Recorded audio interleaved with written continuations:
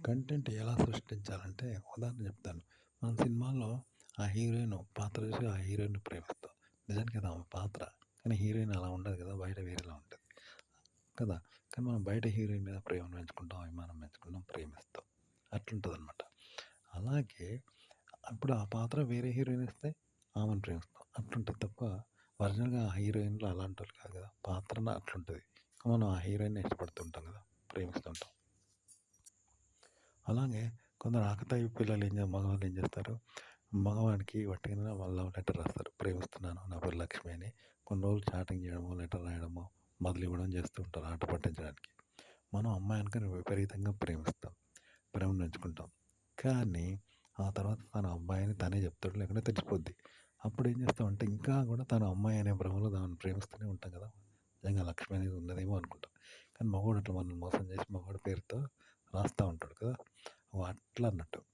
ఇగో అలాగే ఇంకోటేంటంటే ఏఐ బొమ్మను, ఏఐ హీరోయిన్, ఏఐతో చేసే ఒక హీరోయిన్ అనుకుందాం.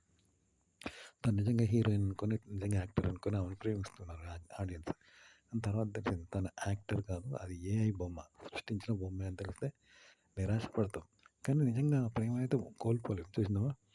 కంటెంట్ అనేది ఇలాంటిదనమాట. ఇలా ఏఐ లాంటిది కంటెంట్. అంటే నిజ జీవితంలో ఉండదు. కేవలం సృష్టించినది అని అర్థం అనమాట. సృష్టించిన ఒక రూపము, భావము, అలాగే వ్యవహారము అదంతా సృష్టించిందే. నిజ జీవితంలో ఉండనిది అని అర్థం అన్నట్టు ఇక్కడ. ఇప్పుడు దెయ్యం ఉన్నది ఉంటదా? మనం భయపడతాము, ఆందోళన చెందుతాము, భయపడతాము. గజగజ వణుకుతాం. దెయ్యం ఉంటదా? దెయ్యం ఉన్నదనుకోని జ్వరం వచ్చి భయపడతాం. దెయ్యం పట్టింది జ్వరం వత్తది. హార్ట్ ఫెయిల్యూర్ వస్తాం చీకట్లో. కానీ దెయ్యం ఉంటదా? ఉండదు గదా! అలాంటిదనమాట. ఒక క్యారెక్టర్ గూడా అలాంటిది. ఒక పాత్ర అలాంటిదనమాట సినిమాలో. అలా సృష్టిస్తారు. ఇలా కంటెంట్ సృష్టించాలి.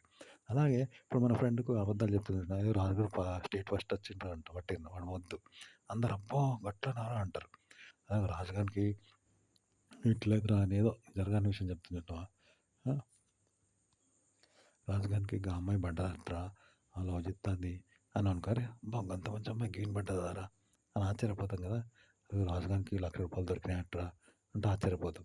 మన ఫ్రెండ్ చెప్తే "ఏ లేదురా నిన్న ₹1,00,000 ఎన్నో పోయినాయిరా" అని చెప్తే అబ్బా! పోయినాయారా అరే! ఇట్లా కూడా ఒప్పుకున్నావురా అని ఇట్లా ఆశ్చర్యపోతాం కదా! కొన్ని ఆశ్చర్యపోయే విషయాలుంటాయి. వట్టిగా చెప్తాం ఎక్సైట్ కావడానికి. నిజానికి అవన్నీ ఊహకందని ఆశ్చర్యపోయేలాంటి విషయాలు కాబట్టి వాళ్ళు ఆశ్చర్యపోతారు. పోవాలనే చెప్తాం కదా!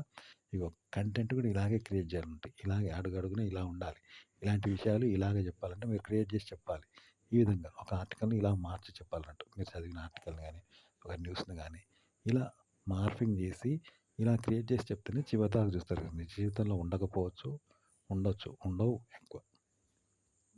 ఇక కెమెరా ముందు ఎలా మాట్లాడాలంటే ఇప్పుడు రేడియో మోగుతా ఉంటది. మోగుతా ఉంటే ప్రేక్షకుడు ఏమున్నది ఈజీగా వింటాడు తప్ప ఎలాంటి శ్రమ ఉండదు. ఇప్పుడు సినిమా ఆడుతా ఉంటది. ఆడుతా ఉంటే ప్రేక్షకుడు హాయిగా కూర్చుంటాడు. గోరంతా కూడా శ్రమ ఉండదు కదా! ఆ సినిమానే రిస్క్ తీసుకొని ఆడుతా ఉంటది కదా! అప్పుడు ప్రేక్షకుడికి ఎలాంటి రిస్క్ ఉండదు. హాయిగా చూస్తూ ఉంటాడు ఈజీగా. రేడియో మోగుతా ఉంటది. అది రిస్క్ తీసుకొని. కానీ వినేవాడికి ఏ రిస్క్ ఉంటది? ఉండదు. ఇప్పుడు పాట పాడుతా ఉంటారు. రికార్డ్ మోగుతా ఉంటది. కానీ వినేవాడికి రిస్క్ ఉంటదా? ఆ పాటకు రిస్క్ ఉంటది. పాడేవాడికి రిస్క్ ఉంటది గానీ, వినేవాడికి ఏ రిస్క్ ఉండదు కదా! ఇగో మీరు కెమెరా ముందు ఒక విషయాన్ని మాట్లాడుతున్నప్పుడుగా వినేవాడు ఏ రిస్క్ లేకుండా వినాలి. మీరు రిస్క్ తీసుకొని చెప్పాలనమాట. ఇది ఎట్లుంటదంటే తలకు లేని నొప్పి జెండు బాంబుకి ఎందుకంటారు. కానీ ఇక్కడ అలాగే ఉండాలి. తలకు లేని నొప్పి జెండు బాంబుకున్నట్టు ఉండాలి మీరు మాట్లాడేది. అప్పుడు వాళ్ళు ఈజీగా వింటారంట. మీరే మాట్లాడి ఇప్పుడు ఈ రోడ్డు మీద ఇద్దరు బాగా కొట్లాడుకుంటారు భీకరంగా. కొట్లాడుకుంటుంటే వేల మంది జనం చూస్తారు. ఎందుకంటే వాళ్ళు గోరంతా కూడా వెయిట్ పడదు. చూసే వాళ్ళకు రిస్క్ ఉండదు. ఆ కొట్లాడుకునే వాళ్ళకుంటది. వాళ్ళకి రిస్క్ ఉంటది. వీళ్ళకి ఏది ఉండదు కదా! అందుకే చూస్తారన్నట్టు. వినోదం ఒక రకంగా చెప్పాలంటే. అది కూడా ఆ చూడడం కూడా వినోదమే. వాళ్ళు కొట్లాడుకుంటాంటే. దాంట్లో రిస్క్ ఉండదు. పైగా బెనిఫిట్ ఉంటది. అందుకే చూస్తారు కదా! ఇగో మీరు చెప్పేది కూడా ఆ రిస్క్ తీసుకొని మీరు చెప్తూ ఉండాలనమాట. చెప్తే వినే వాళ్ళకి ఈజీగా ఉంటది. వినోదంగా ఉంటదనమాట.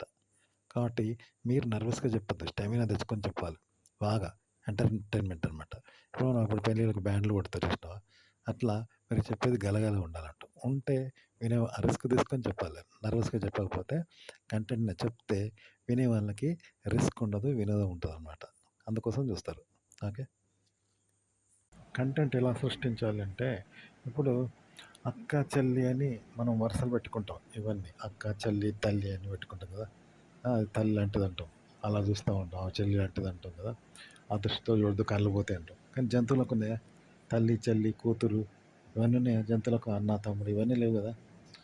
లేవు. కానీ మనిషి కూడా జంతువే. మనుషులకు కూడా లేవు వాయి వరుసలు. మనం పెట్టుకున్నాం అన్నట్టు వాయి వరుసలు. ఆమె తల్లి లాంటిది, ఈమె చెల్లి లాంటిది, ఈమె తల్లి, ఆమె చెల్లి. జంతువులు తల్లితోటి శృంగారం చేస్తాయి. తల్లితోనే పిల్లలు కంటాయి కదా! అలాగే మనుషులు కూడా అంతే. ఇప్పుడు ఆడోళ్ళున్నారు. వాడు తమ్ముడు లాంటోడు అని అనుకుంటారా? వాడు తండ్రి లాంటోడు అనుకుంటారా? మరి మగవాడు మాత్రం తల్లిలాగా ఉండాలనుకుంటారు. కానీ మగవాడు ఉండడు. ఆడోళ్ళు మాత్రం ఉంటారా? వాడు కొడుకు లాంటోడు అనుకుంటారా? అనుకోరు. వాడు తమ్ముడు లాంటోడు అనుకుంటారా? అనుకోరు కదా! ఇవన్నీ మనం పెట్టుకునే. ఇట్లనే సినిమా కథలు, సినిమా పాత్రలు ఇవన్నీ కూడా మనం పెట్టుకునేయి అన్నట్టు. అవన్నీ ఎక్కడ ఉండయి. అభూత కల్పనలు. మనం కల్పించుకునేవి. ఆ పాత్రలు ఎక్కడ ఉండవనమాట. ఆ పాత్రలు, ఆ వ్యవహారాలు, ఆ! ఆ వ్యవహారము, ఆ పాత్రలు, ఆ సన్నివేశాలు అవన్నీ ఎక్కడ ఉండవు నిజ జీవితంలో. కానీ అలా క్రియేట్ చేస్తారనమాట. కంటెంట్ కూడా ఇలాగే క్రియేట్ చేయాలి. ఒక విషయాన్ని క్రియేట్ జేయడం గూడా అంతే. మనమిప్పుడు సినిమాను అతను తీసింది అలాగే అనుకుంటేనే మనకు అలా అనిపిస్తుంది గదా! అతనెట్లా బాధగా జెప్తే దాన్ని బాధగా తీసుకొని మనం బాధపడతాం. ఆ హీరోని ఏడుస్తా ఉంటే మనం ఏడుస్తాం, బాధపడతాం. హీరో ఫైట్ జేసి విలన్లని కొడతాంటే మనం సంతోషపడతాం. అతనెట్లా చూపెట్టిండో అట్లా మనం స్పందిస్తూ ఉంటాం కదా! అట్లనే మనం సినిమాకు సంబంధం లేకుండా ఒకరిని కాపీ చేయకుండా ఓన్‌గా మనకు మనము సృష్టించి దాన్ని అలాగే అనుకోవాలి. అలాగే సృష్టించాలి. అంటే మనమే డైరెక్టర్. సినిమాకు మనమే ఒక దృశ్యాన్ని, ఒక భావాన్ని, ఒక కథను క్రియేట్ చేశాం. ఒకరిని కాపీ చేయకుండా.